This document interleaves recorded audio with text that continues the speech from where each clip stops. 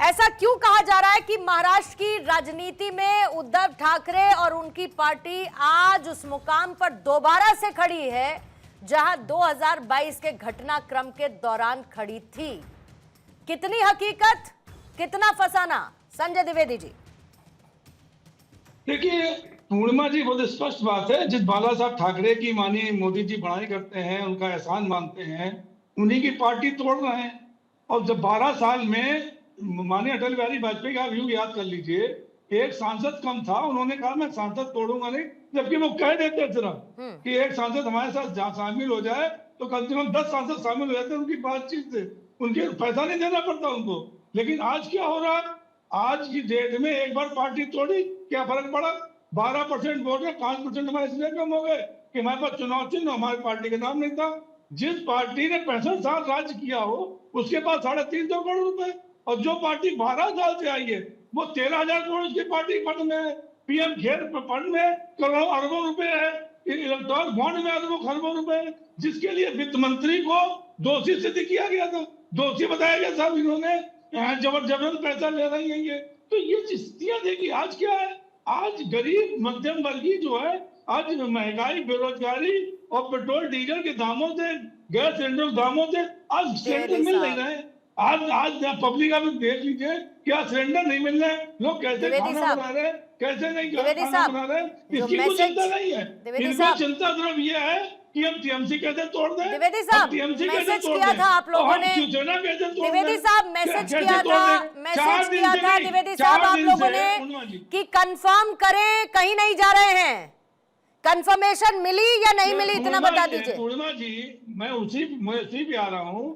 5-6 दिन से मैं डिबेट कर रहा हूँ इस विषय पे, और अभी तक कोई टूट के गया नहीं। तो मैं कहता हूँ ये फैलाने की जरूरत है, ये विरोध करने। अरे अगर तुम्हारे पास आ रहे हैं, बाला साहब स्पष्ट कहते थे, जो गद्दार उसको लात मार के निकाल दो। एक नाथ सिंधिया का निकल गए, क्या फर्क पड़ा ठाकरे में?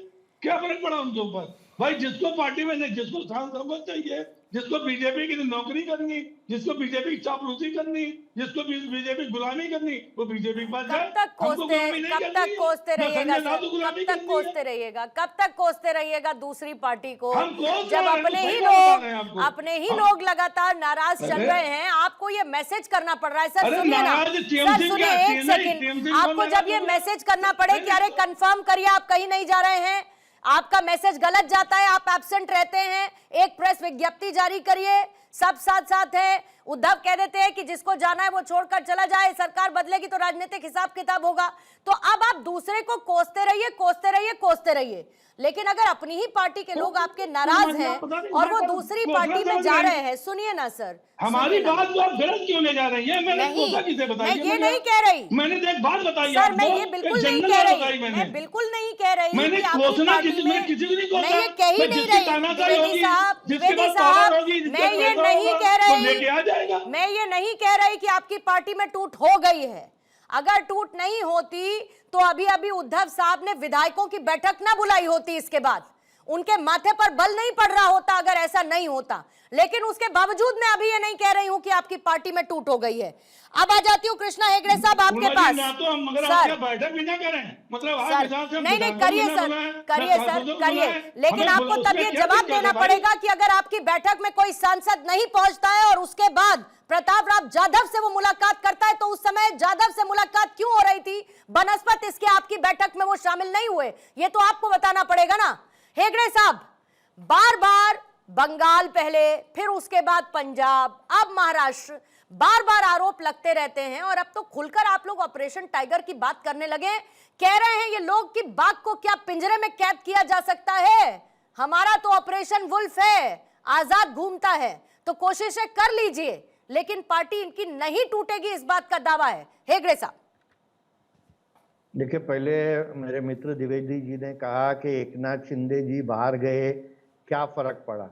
अरे भाई, आप पहले समझ लीजिए, आपकी सरकार गिर गई, उद्धव ठाकरे जी को मुख्यमंत्री पद से हटना पड़ा, एकनाथ शिंदे जी मुख्यमंत्री बन गए, उसके बाद 2.5 साल सरकार चली, फिर इलेक्शन हुए, लोकसभा में हम जीते, विधानसभा में हम जीते, पीएमसी में हम जीते, जिला परिषद में हम जीते, 29 में से 26-27 स्थानीय स्वराज्य संस्था इलेक्शन में हम जीते, एकनाथ शिंदे जी फिर से उप मुख्यमंत्री बने, 90% आपकी पार्टी खाली हो गई, 60 विधायक आपके चले गए, आपके सब सांसद चले गए। आप बोल रहे हैं एकनाथ शिंदे जाने से हमको क्या फर्क पड़ा? अभी तक समझ में नहीं आया द्विवेदी जी, ये क्या फर्क पड़ा?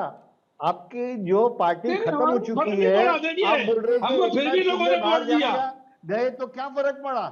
अरे यही तो प्रॉब्लम है आप में कि आप आत्मचिंतन करते नहीं, आपको समझ में द्विवेदी जी नहीं आया रुकेंगे अभी तक कि एकनाथ शिंदे जी बाहर गए तो क्या हुआ। अभी दूसरी बात पूर्णिमा जी, जो आपने कहा ऑपरेशन टाइगर, ऐसा कोई ऑपरेशन नहीं है। 2022 में एकनाथ शिंदे जी ने ऐसा बड़ा एक ऑपरेशन कर दिया है कि इनकी 90% पार्टी बाहर चली गई, सभी कार्यकर्ता 90% कार्यकर्ता बाहर चले गए, सांसद बाहर चले गए, विधायक चले गए। अभी एक ही पेशेंट पे घड़ी घड़ी हम ऑपरेशन नहीं करते। अभी 2022 के बाद 2026 तक इनके पूरे पार्टी में आपने देखा होगा, नासिक से निकल गए, कोल्हापुर से निकल गए, पुणे से निकल गए, मुंबई से निकल गए, विदर्भ से निकल गए, सब जगह से इनके कार्यकर्ता छोड़ रहे, नेता छोड़ रहे। रोज इनका आउटगोइंग फ्री है, इनकमिंग जीरो है। एक आदमी इनके पार्टी में पिछले 4 साल से आया नहीं है। 4 साल से लगातार हमारे पार्टी में हर दिन, हर दूसरे दिन इनकमिंग लोगों का पूरा लगा हुआ रहता है। सभी नेताओं का लगा है। ये बोलते हैं कि हमको फर्क क्या पड़ा। भाई आप 5 इलेक्शन हार तो चुके सब हैं, पार्टी को 4 खत्म साल में कर दीजिएगा क्या हेगड़े साहब? फिर हम क्या खत्म होगा करने मुझे के लिए? बताइए। नहीं देखिए अभी नहीं, पूर्णिमा जी सुनिए, इनका मीटिंग था। सर कृपाल तुमाने ने क्या बयान दिया? नहीं, कृपाल तुमाने ने क्या बयान दिया हेगड़े साहब? कृपाल तुमाने ने क्या बयान दिया? अगर कृपाल तुमाने बयान नहीं दे बार बार, सर अभी केतकर साहब की भी प्रतिक्रिया आ गई। देखिए अब बार बार क्या हो रहा है कि आपकी तरफ से बार बार बयान आ रहे हैं, स्टेटमेंट आ रहे हैं। अब या तो आप प्रेशर का खेल खेल रहे हैं, या तो आपको एक अस्थिरता जैसा भाव पैदा करना है। और अगर खुलकर आ रहे हैं तो बोलिए कि हाँ भाई आ रहे हैं, हमने अपने दरवाजे खोल दिए हैं। नहीं सुनिए, महायुति सरकार मजबूत है, हमारे पास सरप्लस है, हमारे पास एब्सोल्यूट मेजॉरिटी है। उसके बाद भी अगर कोई नरेंद्र मोदी जी के नेतृत्व को स्वीकारता है, एकनाथ शिंदे जी के नेतृत्व को स्वीकारता है, बाला साहेब ठाकरे जी के आइडियोलॉजी को मानता है, जो इनकी पार्टी भूल चुकी है, तो हम उनको लेंगे। अच्छे कार्यकर्ता का हम सम्मान करते हैं और पूरे 4 साल से तो अच्छे कार्यकर्ता हमारे पास आए हैं। एक दिन भी ऐसा नहीं है कि वहां से कार्यकर्ता हमारे पास नहीं आए, या कांग्रेस से हमारे पास कार्यकर्ता नहीं जुड़े, या दूसरे पार्टी से हमारे पास नहीं जुड़े। सभी पार्टी से हमारे पास इनकमिंग आ रही है। तो अगर कोई भी हमारे आइडियोलॉजी को फॉलो करता है, एकनाथ शिंदे जी का काम फॉलो करता है। अभी इनकी मीटिंग थी, ऑनलाइन मीटिंग थी क्या? नहीं, उद्धव जी ने सबको मातोश्री बुलाया, 4 सांसद वहां पहुंचे, 5 ऑनलाइन गए। अरे इनका पार्टी ऑनलाइन पार्टी है, फेसबुक लाइव पार्टी है, कोई ऐसा पार्टी में रहना नहीं चाहता है। और इनका अहंकार देखिए, 4 साल से एक्सोडस चालू है, लोग रोज बाहर जा रहे हैं, ये बोल रहे क्या फर्क पड़ रहा है हमको। अरे थोड़ा आत्मचिंतन कीजिए, समझ लीजिए कि आपके नेता आपको क्यों छोड़ रहे, आपके कार्यकर्ता क्यों छोड़ रहे, विधायक सांसद क्यों छोड़ रहे। और उसके ऊपर जो एकनाथ शिंदे जी ने जमीनी स्तर पर काम किया, लोग विधायक सांसद छोड़ रहे हैं, उनको 50 होके एकदम होके 50 अरे वो आप होके कुछ एकदम भी होके बोलिए, 3 बार 5 इलेक्शन हम जीत चुके हैं। आपका बयानबाजी से कुछ नहीं हो रहा है। महाराष्ट्र की जनता होशियार है द्विवेदी जी, महाराष्ट्र की जनता होशियार है। आपने 50 को के बोले, 500 को के बोले, आपने रोज हमको गाली दिया, हमने कुछ नहीं किया।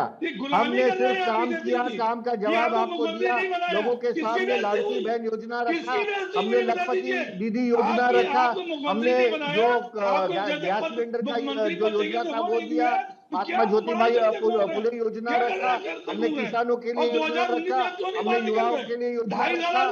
3 बार कंटिन्यूसली और 5 इलेक्शन में हमको लोगों ने अपना आशीर्वाद दिया। अब अभी भी गाली दे रहे, कोस रहे, केंद्र सरकार के खिलाफ आप कर रहे, हमारे खिलाफ आप कर रहे, क्या फर्क पड़ता है? द्विवेदी साहब 2022 में भी, द्विवेदी साहब 2022 में भी जब इस तरीके की चर्चाएं उठी थी, तब आखिरी दम तक आप लोगों के नेता ये कहते रहे कि नहीं कोई टूट नहीं है, और नहीं, उसके एक बाद और- क्या एक और- हुआ, खाली पूर्णिमा जी, उसके बाद मैंने क्या आपको हुआ, क्या क्या उसके पूर्णिमा बाद जी, क्या सुनिए, हुआ क्या द्विवेदी कहा? साहब, सुनिए, इतिहास मैं गवाह क्या है। कह रहा हूं? मुझे एक मैंने मिनट दीजिए, क्या- एक मिनट। उसके एक बाद मिनट दीजिए। इतिहास गवाह है क्या हुआ और क्या नहीं हुआ, पार्टियां सबने होती देखा। हैं। चाहे बीजेपी हो पूर्णिमा जी, चाहे एक सेकंड पार्टियां दीजिए। होती हाँ। हैं। ये जो लेकिन उद्धव हम ठाकरे किसी जी की गुलामी पार्टी नहीं है, कर द्विवेदी जी सकते। सुनिए, ये गुलामी द्विवेदी करने जी गए सुनिए, हैं, गुलामी सुनिए करे, जरा, सुनिए मुख्यमंत्री बनने धैर्य गए रख के थे, थोड़ा सुनिए। मुख्यमंत्री बना दिया उद्धव इनको। ठाकरे आप जी की देखिए पार्टी कितनी जाके बड़ी कांग्रेस के साथ इनके हाथ बच्चों है, मिलाई, वही मुख्यमंत्री बनने कांग्रेस गए थे जो वहां पे, सम्मान्य हिंदू और उसके हृदय बाद मुख्यमंत्री सम्राट बना ठीक दिया है, इनको। बाला साहेब ओके। ठाकरे जी इनको ने तो कहा, निर्णय लेना जो चाहिए दिन ना। मुझे कांग्रेस के विवेक साथ कौड़े हाथ साहब, मिलाना पड़े, ठीक है, मैं मेरी इनको शर्म दुकान भी नहीं बंद आती कर इनको। दूंगा। ठीक तो है, उद्धव ठाकरे जी ओके कांग्रेस नहीं, के साथ शर्म हाथ नहीं ओके, आती मिलाए दोनों को और रोकती उनका हूँ, दुकान ठीक है, बंद हो दोनों को गया। रोकूंगी, ओके, दोनों उनका रुकेंगे दुकान जरा। बंद हो गया। द्विवेदी साहब आप भी रुकेंगे, हेगड़े साहब आप भी रुकेंगे। विवेक कौड़े साहब, मोदी जी कांग्रेस के साथ गए, ठीक है, आपका ओके। आइडियोलॉजी समाप्त हो गया। ओके कौड़े साहब, हेगड़े साहब ने लास्ट लाइन बोली, जब से ये आपके साथ गए, कांग्रेस के साथ गए, इनकी आइडियोलॉजी खत्म हो गई, इसीलिए टाइगर बाला साहेब ठाकरे को वैसे ही पहचाना जाता था ना, उस अग्रेसिव अंदाज में। तो एक्चुअली में जो टाइगर हैं, जो असली शिव सैनिक हैं, वो इनके साथ हैं। धीमे धीमे जो बचे हुए हैं वो भी इनके साथ आ जाएंगे। लेकिन बात यह है कि महाविकास अघाड़ी का हिस्सा है ये। इस तरीके से अगर पार्टियों में टूट होती जाएगी तो नौबत कहां तक आएगी? मतलब 2022 में देखा, फिर 2.0 जैसी स्थिति बन रही है। ये बड़ी समस्या पैदा नहीं हो जाएगी? आप as a MVA partner, Maha Vikas Aghadi के साथी के तौर पर इसे कैसे देखते हैं? देखिए, कृष्णा हेगड़े जी बहुत प्रबुद्ध प्रवक्ता है, लेकिन वो बोल देते हैं बोलने के लिए कुछ भी। उन्होंने ये कहा कि ये कांग्रेस के साथ गए शिवसेना करके शिवसेना टूटी। कांग्रेस के साथ में 2.5 साल बैठ के ये सत्ता का उपभोग ले रहे, और उस समय आज जो मंत्री है प्रताप सरनाई, उन्होंने तत्कालीन मुख्यमंत्री को यह खत लिखा था, और जाहिर तहा लिखा था, ये अखबार में छप के आया कि ये सब जो ईडी सीबीआई हमको जो तकलीफ दे रही है, उससे अगर छुटकारा पाना है तो हमें बीजेपी के साथ जाना चाहिए। ये कोई हिंदुत्व के लिए बीजेपी के साथ नहीं गए हैं, उनकी मजबूरी के वजह से हिंदुत्व के साथ ले गए हैं। ये पहले ध्यान में रखना चाहिए। दूसरा बात, कोई कहता है हमारे में आ रहे हैं, कोई कहता है कोई नहीं आ रहा है, हमको किसी की जरूरत नहीं है। ये खेल नहीं खेल रहे शिवसेना वाले। शिवसेना वाले तो कठपुतली है, खेल खेल रहा है बीजेपी। और बीजेपी ये खेल इसलिए खेल रहा है कि बीजेपी को संविधान बदलने के लिए 2/3 बहुमत चाहिए। बीजेपी की एक घोषणा है 1 नेशन 1 इलेक्शन, लेकिन असल में बीजेपी को चाहिए 1 नेशन नो इलेक्शन। बीजेपी खुद को डोमिनेंट हिंदुत्ववादी पार्टी और एकमात्र हिंदुत्व पार्टी बनाना चाहती है। इसलिए जितने क्षत्रप है, जो हिंदुत्ववाद की बात करते हैं, उनको खत्म करना, उनको कमजोर करना, ये बीजेपी का सपना है। और वो कर रही है बीजेपी। अभी और एक बात ध्यान में रखिए कि जिस मुद्दे के लिए हम सारे लोग दुर्लक्ष्य कर रहे हैं, वो महत्व का मुद्दा ये है कि ये जो एक चालकानुवर्तित्व की आरएसएस की जो बीजेपी पार्टी है ना, ये पार्टी के गुरु ये कहते हैं कि इस देश में जो फेडरल स्ट्रक्चर है, वो फेडरल स्ट्रक्चर पृथकता की भावना निर्माण करता है, पृथकता की भावना को बढ़ावा देता है। इसलिए ये पूरा खत्म करके एक सत्ता और शुद्ध एकात्मिक राज्य घटना करके शुद्ध एकात्मिक राज्य घटना निर्माण करनी चाहिए। इसके लिए ये सब खेल चल रहे। ठीक है सर, ये हो रहा है नहीं हो रहा है वो अलग की बात है, लेकिन क्यों चल रहा है? जो बंगाल में चल रहा है, जो महाराष्ट्र में चल रहा है, इसके पहले आपके साथ हुआ, ये पूरे क्षेत्रीय दल को खत्म करके एक चालकानुवर्तित्व जो हमारे संविधान के खिलाफ है, उस संविधान को बदलने के लिए सब चालें चल रही है। ठीक है और सर, बीजेपी कोड़े जिन साहब जिन दो- लोगों ठीक, के साथ कोड़े है, साहब दो बात। जवाब देना है इनको। ठीक है, देखिए, जवाब देना ये है। दो बात। हेगड़े साहब को आ रही हूं बहुत मैं, हेगड़े मजा साहब आता आ रही हूं। होगा। सुनिए, हेगड़े एक साहब मिनट, मैं आ रही एक हूं, मिनट। हेगड़े साहब को बहुत द्विवेदी मजा साहब, आता एक होगा, सेकंड, एक सेकंड। लेकिन मैं हेगड़े साहब को ये कहना चाहता हूँ कोड़े साहब, दो कि बातें आपने 2029 का चुनाव कोड़े आपको साहब- साथ में लेके बीजेपी नहीं कोड़े साहब लड़ने दो वाली। बातें आपने बोली, and it is coming from that party, यानी कि उस पार्टी से ये दो बातें निकलकर सामने आई हैं कि ये संविधान बदल देंगे, जिसने संविधान बदला ताकि सत्ता पर बने रहा जाए। आपने कहा कि ये चाहते हैं वन नेशन वन इलेक्शन हो, लेकिन उसका दूसरा स्वरूप one nation no election, no election, one nation one election के नाम पे वन नेशन नो इलेक्शन ये चाहते हैं। लेकिन ये उस पार्टी से आ रहा है जिसे इस बात से समस्या नहीं थी कि एक देश में 2 तिरंगे और 2 संविधान चलते रहें। It is coming from that party. Hegde साहब जल्दी से जवाब दीजिएगा, फिर उसके बाद प्रभात त्रिपाठी जी, सर्वेश जी, मैं फौरन आपके पास आऊंगे। हेगड़े साहब क्विकली आपका काउंटर। पूर्णिमा जी, मेरे मित्र विवेक जी ने ये कहा कि रीजनल पार्टीज को बीजेपी खत्म कर रही है। अभी डीएमके का साथ किसने छोड़ा? वो हमारे सहयोगी थे क्या उनके सहयोगी थे? तृणमूल कांग्रेस के साथ आपसी वहां पर पश्चिम बंगाल में कौन लड़े? आम आदमी पार्टी के साथ कौन लड़े? वो कांग्रेस लड़ी। खाली संविधान का बुक कौन अपने जेब में लेके घूमता है? राहुल गांधी। और उसके ऊपर वो कह रहे हैं कि हम नए नए बीजेपी के साथ जुड़े और हिंदुत्व के लिए नहीं। विवेक जी, हम भारतीय जनता पार्टी के साथ 1989 से है, हिंदुत्व और मराठी मानुष के लिए लड़ने के लिए है। शिवसेना का स्थापना मराठी मानुष के लिए लड़ने के लिए हुआ था, हिंदुत्व के लिए हुआ था। और बीजेपी का हम ऑर्गेनिक ब्रदर्स है, हम साथ में उनके साथ मिलकर हिंदुत्व के लिए हमेशा से लड़ते आए हैं। और उद्धव ठाकरे जी हमको छोड़ के चले गए, वो कांग्रेस के साथ चले गए, फिर उन्होंने फिर से अपनी रणनीति बदलने की कोशिश की, वो राज ठाकरे जी के साथ चले गए। अभी देखिए, जो आदमी खुद एक प्रॉब्लम में है उसे हम ज्यादा गाइड नहीं कर सकते, लेकिन हमारा स्टैंड कंसिस्टेंट है। 1989 से लेके अभी तक हम भारतीय जनता पार्टी के साथ है। ओके, प्रभात त्रिपाठी जी, एक मिनट में जवाब देता हूं। कोडे साहब ओपनिंग स्टेटमेंट, दो लोग बैठे हैं, ओपनिंग स्टेटमेंट उनसे भी लेने दीजिए, फिर इतनी देर में मुझे हेडलाइंस के लिए भी जाना होगा।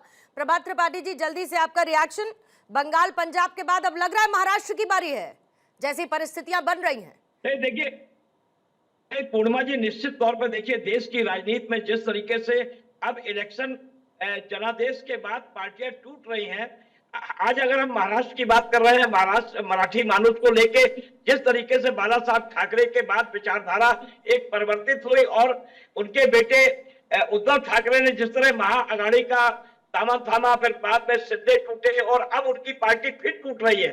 लेकिन अगर हम राष्ट्रीय परिवेश में बात करें कि महाराष्ट्र का जो खेल हुआ, अजीत पवार की पार्टी टूटी, शरद पवार की टूटी, शिवसेना टूटी और अभी जो ताजा घटनाक्रम हुआ बंगाल के चुनाव के बाद।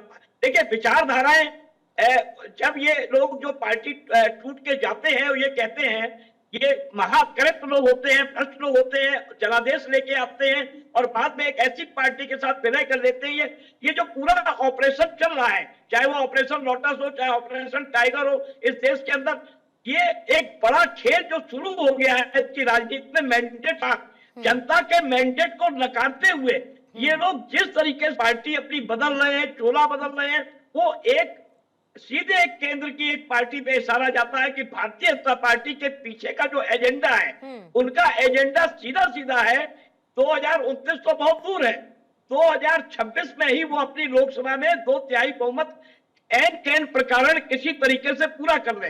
240 पे भारतीय जनता पार्टी रुक गई थी, कांग्रेस ने रोका, उसका जितनी रीजनल पार्टी है टूट रही है, लगातार टूटने के कगार पे हैं। लेकिन समझना होगा कि देश की राजनीति में ये जो एक खेल हो रहा है, ये बड़ा जिसे कहते हैं लोकतंत्र का चीरहरण हो रहा है। ये आप मैंडेट जनता का लेके आते हैं, उसके बाद मैंडेट बदल जाता है और जितने करप्ट लोग हैं वो भारतीय जनता पार्टी की वॉशिंग मशीन में आके वो पाक साफ हो जाते हैं। यही प्रधानमंत्री नरेंद्र मोदी गए थे चिरंजीव जी के, जो बंगाल के मुख्यमंत्री, उनके लिए कहा था कि ये सबसे करप्ट व्यक्ति है, तो जेल जाने लायक है। आज वो बंगाल का चीफ मिनिस्टर बना हुआ बैठा है। तो आज जो हम महाराष्ट्र की चर्चा कर रहे हैं कि उद्धव ठाकरे के जो 9 सांसद हैं उसमें से 5 सांसद गैरहाजिर हैं, तो उनकी विचारधारा वो जानते हैं कि 2029 में लोकसभा चुनाव होगा।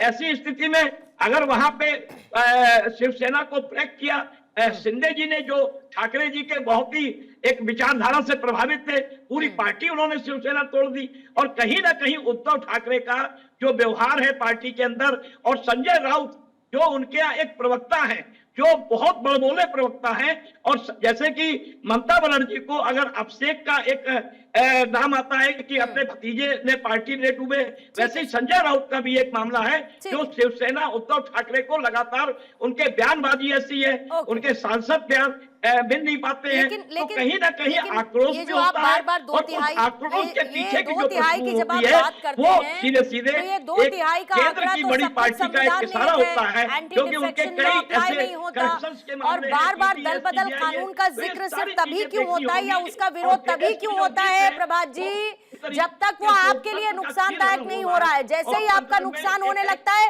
दल बदल कानून अपने जिन उसको रगड़ा जाता है, बाहर निकल आता है, अचानक से दल बदल कानून की चर्चा होने लगती है। लेकिन 2/3 बहुमत है तो दल बदल कानून लागू नहीं होता, और ये सब कुछ अकॉर्डिंग टू द कॉन्स्टिट्यूशन है, सब कुछ संविधान निहित है। लेकिन सर्वेश पाठक जी, ये कल्चर, ये जिस तरीके की परिस्थितियां पैदा हो रही है, प्रभात जी रोकूंगी जरा, प्रभात जी रोकूंगी, सर्वेश जी, जिस तरीके की परिस्थितियां बन रही हैं और खासतौर से क्षेत्रीय दलों में टूट की बात सामने आ रही है, ये घातक नहीं है लोकतंत्र के लिहाज से? हम अरे प्रभात जी रुकेंगे सर, अगर मेरी आवाज आपके पास आ रही है तो प्लीज रुकेंगे। Let me ask my question Prabhat ji. Sarvesh ji Purnima ji आपको नमस्कार। आपके सभी दर्शकों को वंदे मातरम, भारत माता की जय। देखिए पूर्णिमा जी, बार बार किसी पार्टी के अगर टूट की खबरें आती है तो ये आप दूसरे पार्टी पे लांछन नहीं लगा सकते, ये आपके नेतृत्व क्षमता पे सवालिया निशान उठाता है। आपका पार्टी में क्या पकड़ है, आपका जनता के बीच में क्या संवाद है, ये आपके उस पे सवालिया निशान उठाता है। आप अपने घर को संभाल नहीं पाते हैं तो फिर दूसरों पे आप छीटाकशी करते हैं। आखिर ऐसी क्या नौबत आ गई कि आपके सांसद भाग रहे हैं आपकी पार्टी से, आपके एमएलए भाग रहे हैं? ऐसा तो नहीं होता है। ऐसा क्या प्रॉब्लम है? आपके नेतृत्व पे सवाल उठना चाहिए, न कि दूसरे पे आप छिटाकशी करेंगे कि नहीं वो हमारी पार्टी को तोड़ दिया, उसने विधायक खरीद लिए तो सांसद खरीद लिए। अरे आपके वो बिकाऊ सांसद, बिकाऊ एमएलए हैं तभी तो खरीदे जा रहे हैं। आप अपने नेतृत्व की क्षमता पे को गहन विचार विमर्श करिए। आप ये कह रहे हैं कि सर्वेश जी आप ये कह रहे हैं कि खरीद फरोख्त चल रही है? खरीद फरोख्त लोगों, विपक्षी पार्टी, अभी कांग्रेस को मैं सुन रहा था, चाहे प्रभात जी को सुन रहा था कि ये क्या हो रहा है। अरे अगर वो शिवसेना में अगर टूट हो रही है वापस से उद्धव ठाकरे ग्रुप में, तो ये उद्धव ठाकरे के नेतृत्व क्षमता पे सवाल है। दो अलग अलग बातें हो गई ना, दो अलग अलग बातें हो गई सर्वेश जी। अगर आप कहते हैं कि बिकने के लिए तैयार हैं इसीलिए खरीदे जा रहे हैं तो मतलब खरीद फरोख्त हो रही है। अगर आप कहते हैं नेतृत्व संकट है तो इट इज बाय चॉइस, कि भाई उनको नेतृत्व संकट है, उनका सामंजस्य नहीं बैठ रहा, उनको समस्या है उस विचारधारा से, इसीलिए वो बाहर निकल रहे। तो दो अलग अलग बातें हैं। एक लाइन में मुझे बताइए, खरीद फरोख्त हो रही है या नेतृत्व संकट है? ये पूरी तरीके से नेतृत्व संकट है, नेतृत्व की क्षमता पे सवालिया निशान है। एक पार्टी का बार बार टूटना ये कहीं ना कहीं दर्शाता है कि नेतृत्व जो है वो अपने पार्टी के नेताओं को एकजुट रखने में सक्षम नहीं है। ठीक है। जिस विचारधारा से उस पार्टी का निर्माण हुआ वो उससे कहीं दूर खड़ा हो गया है। ठीक है, विचारधारा कॉम्प्रोमाइज हो गई, यही वजह है कि लोग वहां से बाहर का रास्ता तलाश रहे हैं, बाहर निकलने की कोशिश कर रहे हैं। देखिए, हेगड़े साहब ने एक आरोप लगाया कि हमने डीएमके छोड़ दी। हमने डीएमके इसलिए छोड़ दी कि जो सिचुएशन वहां पैदा हुई थी तमिलनाडु में, उसका फायदा भाजपा जैसी संविधान विरोधी पार्टी ना ले, इसलिए हमने डीएमके को छोड़ा। लेकिन हमने डीएमके को तोड़ा नहीं। सत्ता के लालच को, अपने सत्ता के लालच का आरोप भी दूसरी पार्टी पे लगाइएगा। हमें कोई सर, आपके इंडिया अलायंस की बैठक में डीएमके शामिल नहीं हुई है कह के कि कांग्रेस के साथ हम नहीं बैठेंगे, उन्होंने पीठ में छुरा घोंपा है। पूर्णिमा जी, उनको जो कहना है कहने दो। क्यों सर? उनका कहना मायने नहीं रखता क्या? फायदा ना उठाए इसलिए हमने डीएमके को छोड़ा, हमने तोड़ा नहीं, ये बात ध्यान में रखिए। दूसरी बात, ठीक है, दूसरी बात ये है कि ये जो राजनीतिक विश्लेषक यहाँ आए हैं उनको लगता है सक्षम नेतृत्व के पास लोग जा रहे हैं। आपका नेतृत्व सक्षम नहीं है, शिवसेना का नेतृत्व सक्षम नहीं था, टीएमसी का नेतृत्व सक्षम नहीं था, बीजू जनता दल का नेतृत्व सक्षम नहीं था, किसी का भी नेतृत्व सक्षम नहीं था। सक्षम नेतृत्व सिर्फ एक ही आदमी के पास है जो खुद को नॉन बायोलॉजिकल और 56 इंच का कह रहा है। और तीसरी बात, ये जो राजनीतिक विश्लेषक है उनको पूरा मालूम है कि खरीद मेजरमेंट क्या है। कोडे साहब समय खत्म हुआ, मैंने उसके बाद बोला खरीदी हो रही है और बीजेपी खरीद कर रहा है। मैंने तब बोला, लेकिन इतना ही अगर नेतृत्व खराब है तो फिर 3 बार से जनता नहीं चुन रही होती ना कोडे साहब, ये भी तो समझिए। ठीक है, इनको तो 10 बार नहीं चुना है। देखिए नहीं चुना है, लेकिन अभी तो चुन रही है ना, और आपको हटाया है। ईडी हमारे पास अगर ईडी सीबीआई होती थी ना, तो जो आज बात करते हैं ना उनको सबको हम हमारे साथ खड़े करते थे। ठीक है द्विवेदी साहब, देखो जनता क्या करती है, इसका मतलब जनता ने उनको संविधान बदलने के लिए चुन के नहीं दिया। ठीक है, और संविधान नहीं बदला, जिस दिन गए संविधान नहीं बदला अभी तक, 3 बार के टर्म में संविधान नहीं बदला कोडे साहब। तो आप लोग कहते रहिए, नैरेटिव सेट करते रहिए। ठीक है, उनकी मंशा जग जाहिर ठीक है सर, ओके, मैं आपकी ये जो बीजेपी का साथ दे रहे हैं वो संविधान विरोधी शक्तियों का साथ दे रहे हैं, के बारे में बहुत अच्छी तरीके से सब पता है। बहुत अच्छी बात है। ठीक है संजय द्विवेदी जी, का साथ दे रहे हैं। संजय द्विवेदी जी, अगर सब कुछ ठीक है, मैं फिर वो सवाल दोहरा रही हूँ कि अगर सब कुछ ठीक है तो बार बार परेड की जरूरत क्यों, ये बताने की कोशिश क्यों? All is well. Purnima ji, पहले मैं आपकी बात का जवाब दे दूं। आपने कहा तीसरी बार फिर चुन लिया, तो तीसरी बार अगर चुन लिया तो तानाशाही करेंगे क्या आप? पार्टियां तोड़ेंगे क्या आप? आज महंगाई, बेरोजगारी, पेट्रोल के दाम बढ़ रहे हैं, गैस नहीं मिल रही है, उस पर चिंता करनी चाहिए या पार्टियां तोड़ने की बात करनी चाहिए? पहली बात। दूसरी बात, इंदिरा गांधी के साथ जो है कृष्णा हेगड़े जी को बता दीजिए, इंदिरा गांधी का समर्थन बाला साहब ठाकरे ने किया था जब उन्होंने उद्योगपतियों के खिलाफ लड़ाई लड़ी थी, तो इंदिरा गांधी ने बैन लगाने जा रही थी। माननीय इंदिरा गांधी से प्रधानमंत्री थी उस समय, उससे बाला साहब मिलने गए, 4-5 घंटे की वार्ता हुई। उसके बाद हमारा सेना भवन बना है और उसके बाद उन्होंने बाला साहब ने माननीय इंदिरा गांधी का समर्थन किया।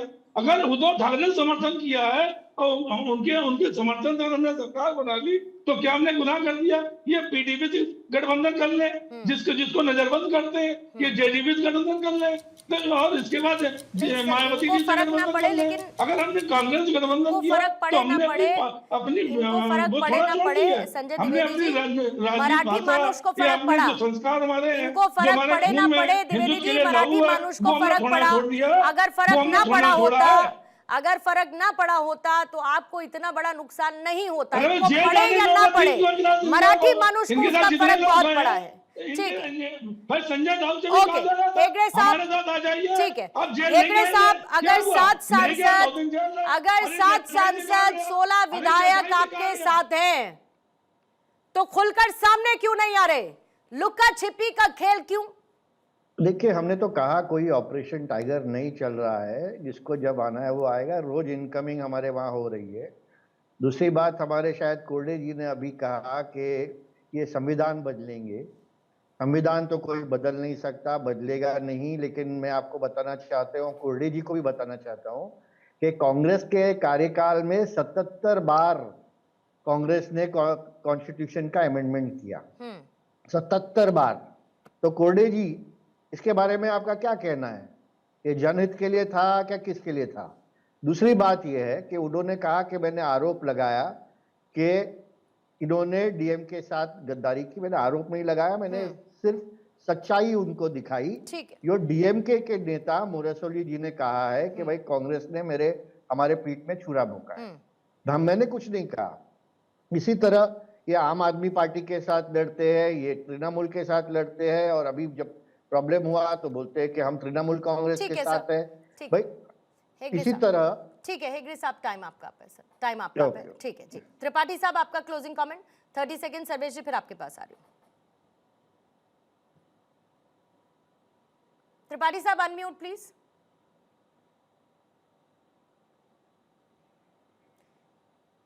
त्रिपाठी साहब अनम्यूट कर लीजिए, मैं आपको सुन नहीं पा रही हूं।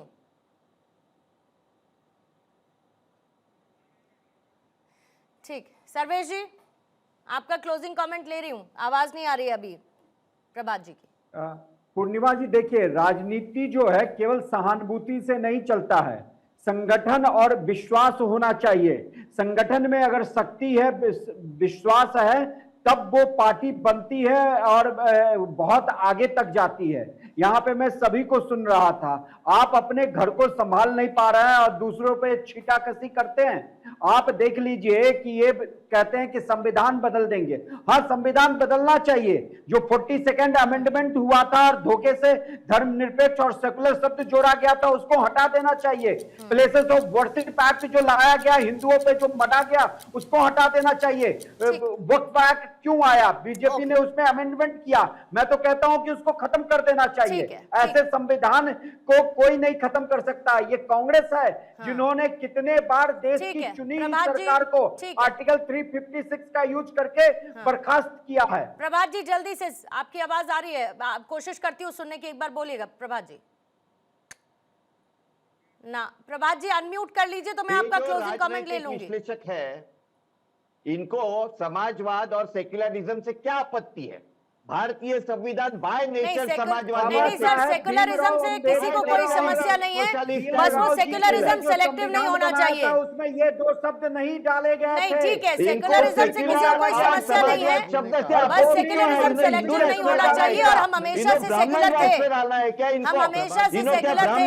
अगर संविधान में संशोधन करके सेक्युलर वर्ड नहीं डाला जाता तो उससे कुछ बदला नहीं है। We were always secular, we have been secular always. इनको मनुवाद लाना है, इसलिए उनका समाजवाद और सेक्युलरिज्म का विरोध है। ठीक है सर, संविधान का मूल प्रति ही मनुवाद है। मातोश्री पर नजर रहेगी, क्योंकि मातोश्री में लगातार बैठकें हो रही हैं। क्या कोई सियासी तूफान उठने वाला है? क्या उद्धव ठाकरे अपनी पार्टी को एकजुट रख पाने में सफल होंगे, या 2022 की तरह एक बार फिर से उद्धव गुट में टूट की खबरें आएंगी? इस पर नजर सबकी बनी है।